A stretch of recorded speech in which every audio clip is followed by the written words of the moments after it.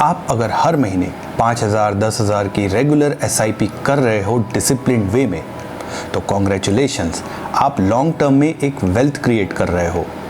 और हर जगह आजकल यही बोला जा रहा है कि एसआईपी करो, म्यूचुअल फंड में इन्वेस्ट करो। लेकिन क्या आपको पता है, जब आप अपने इस इन्वेस्टेड अमाउंट को रिडीम करते हो या पैसा निकालते हो, तो गवर्नमेंट आकर के चुपके से उसमें से एक बड़ा हिस्सा ले जाती है in the form of tax. और अगर आपने यूएस स्टॉक्स में म्यूचुअल फंड के थ्रू इन्वेस्टमेंट किया हुआ है, तब तो टैक्सेशन थोड़ा और भी डिफरेंट है। हर कोई केवल म्यूचुअल फंड्स के रिटर्न्स की बात कर रहा है, हर कोई कह रहा है कि म्यूचुअल फंड सही है, एसआईपी करो, वेल्थ क्रिएट करो, लेकिन कोई भी टैक्स के बारे में नहीं बताता है।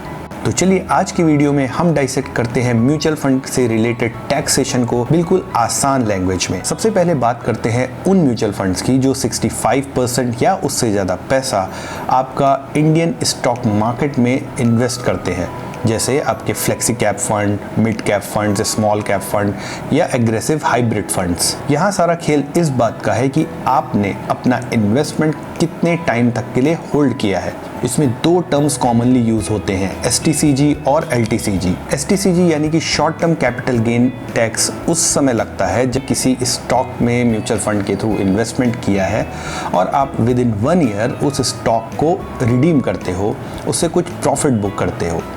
इर्रेस्पेक्टिव ऑफ द अमाउंट आपने कितना प्रॉफिट बुक किया है, आपको फ्लैट 20% का टैक्स भरना पड़ेगा। यहाँ पर ये मैटर नहीं करता कि आप इनकम टैक्स के किस स्लैब में आ रहे हो, 10%, 20% या 30%। एलटीसीजी वहाँ पर इम्प्लीमेंट होता है जहाँ पर लोग डिसिप्लिन वे में थोड़ा पेशेंटली अपने इन्वेस्टमेंट को 1 साल या उससे ज़्यादा तक होल्ड करते हैं।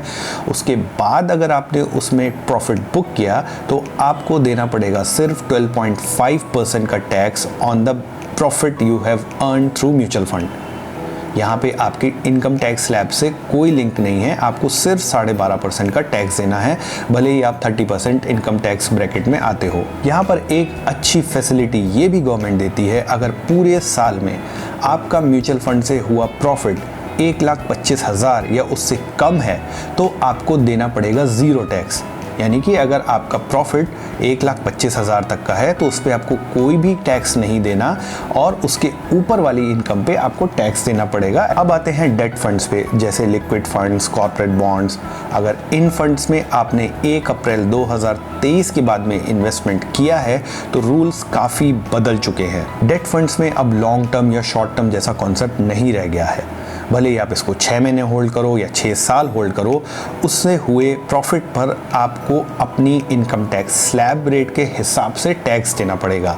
पूरा इंडेक्सेशन बेनिफिट यहाँ पर ख़त्म किया जा चुका है। अब बात करते हैं उस टॉपिक की जिसमें सबसे ज़्यादा कन्फ्यूजन होता है, वो म्यूचुअल फंड्स जो यूएस मार्केट में इन्वेस्टमेंट करते हैं, जैसे नैस्डैक 100, S&P 500 इंडेक्स फंड्स या कॉर्पोरेट फीडर फंड्स। ध्यान से सुनिए, चूँकि ये फंड्स इंडियन इक्विटी मार्केट में इन्वेस्टमेंट नहीं करते हैं, इसलिए इनकम टैक्स डिपार्टमेंट इन्हें इक्विटी फंड नहीं मानता, इन्हें नॉन इक्विटी या हाइब्रिड फंड की कैटेगरी में डाला जाता है for the purpose of tax calculation. इसके रूल्स थोड़े से इंटरेस्टिंग है। यहाँ पे शॉर्ट टर्म का मतलब होता है 2 साल या 24 मंथ्स। अगर आपने यूनिट्स 2 साल या उसके पहले बेचे तो उसमें जो हुआ प्रॉफिट है वो आपकी इनकम टैक्स स्लैब रेट के हिसाब से इम्प्लीमेंट होगा।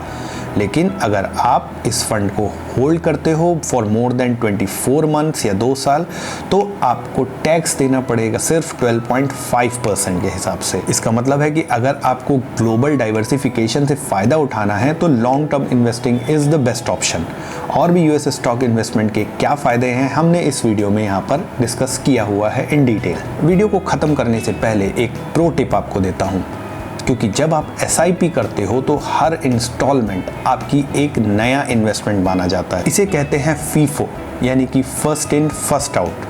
फॉर एग्जाम्पल, अगर आपने जनवरी 2025 में कोई इन्वेस्टमेंट स्टार्ट किया है और हर महीने आप एसआईपी कर रहे हो टिल दिसंबर 2025, और अब अगर आप इस फंड को जनवरी में 2026 में रिडीम करते हो तो सिर्फ पहली इंस्टॉलमेंट पे आपको लगेगा लॉन्ग टर्म कैपिटल गेन यानी कि 12.5%। बाकी की बची हुई इंस्टॉलमेंट्स जो आपने जनवरी के बाद में पे करी थी उन पे आपको देना पड़ेगा 20% के STCG यानी कि short term capital gain tax. इसलिए समझदारी से जब भी पैसा रिडीम करना हो तो ये देखिए कि आपकी आखिरी इंस्टॉलमेंट कब पे हुई है। अगर आप वेट कर सकते हो तो वेट करके उसको रिडीम करिए।